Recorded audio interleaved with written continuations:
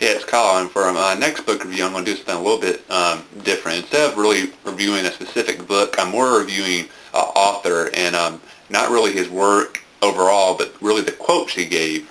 The author I'm talking about is Mark Twain.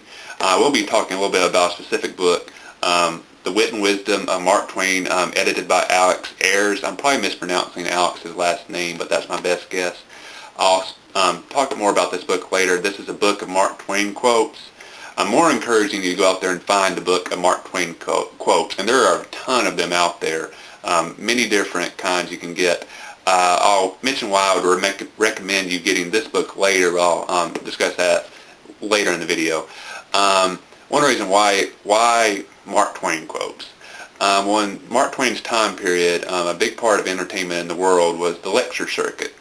People in America, Europe, and all around the world would go to lectures at concert venues and stuff and hear prominent individuals speak, be it, artists, scientists, politicians, authors. They just went to hear somebody speak. And really the big star of the lecture circuit in this time period was Mark Twain because he gave great quotes. A lot of people consider him the first stand-up comedian before they even really had the concept of that type of entertainment. Just gave great quotes. He has a great sense of humor, very dry, very sarcastic. If you read a book of his quotes, you'll be entertained. I guarantee you probably at least every page you'll find at least one quote that'll just make you burst out laughing. He's such a great read. I suggest you go out and find any book of Mark Twain quotes and get it. It'll be well worth your money. The reason I'd recommend this specific book, there's a few things I like about it. One, it's actually grouped by category, so you can find quotes in here by what the quote's about. So like this page, there's a quote about a hat. There's quotes about Hawaii. Let's see, here's a page of quotes about books, Boston. So it's very easy to kind of find the quotes you want to focus on. The other thing I really like about this book is under each quote it gives where the quote came from. So if it's from one of his books, it mentions which book, when it was published, and what chapter is in. If it's given in a lecture, it mentions, where the lecture was, what the time period is. And there's a few quotes in here that are just attributed to Mark Twain, but they couldn't track down exact proof that he actually said that. And if that's the case, they mention it. So I like that in fact, this is what he really said. You give documented proof. So it's just not random quotes they throw in. You go, well, Mark Twain might have said that. He might not have. They really back up the research. So I suggest you check this one out, The Wit and Wisdom of Mark Twain, like I said, edited by Alex Ayres.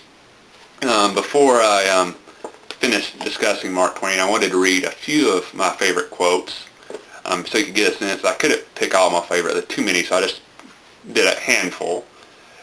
The first quote I wanted to read was about Adam and Eve.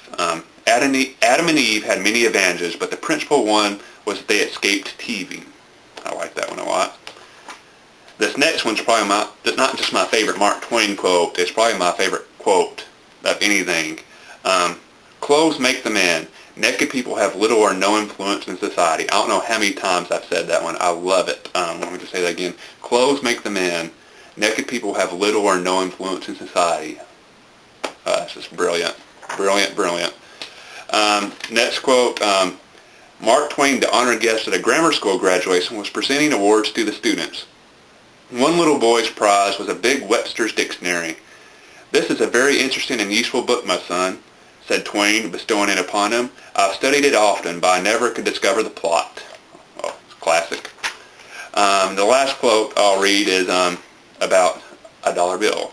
Mark Twain was reported to earn a word for his writing. Alluding to this, a prankster once enclosed a dollar bill with a note to Mark Twain saying, "Please send a word."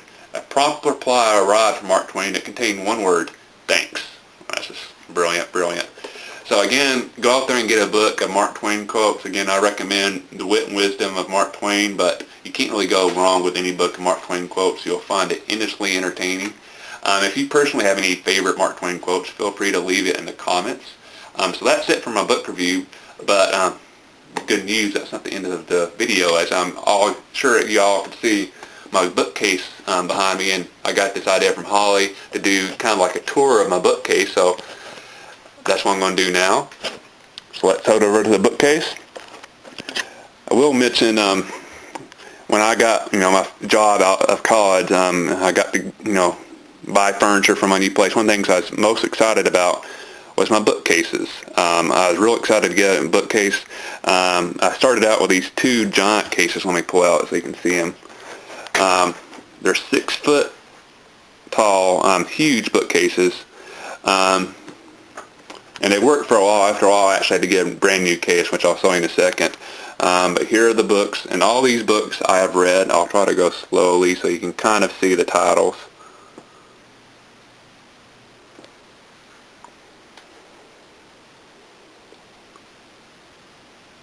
And some of these books in the future I'll cover with them in future book review videos.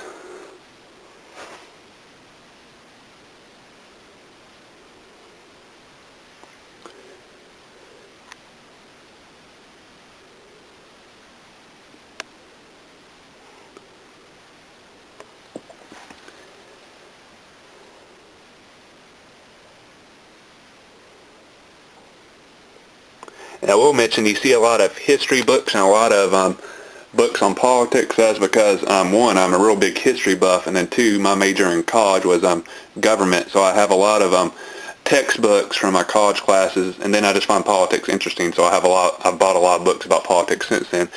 And like I said, I'm a big history buff, so I'm constantly buying history books. Yeah, I know, I'm that cool. I buy history books for fun. And those are the books I've read.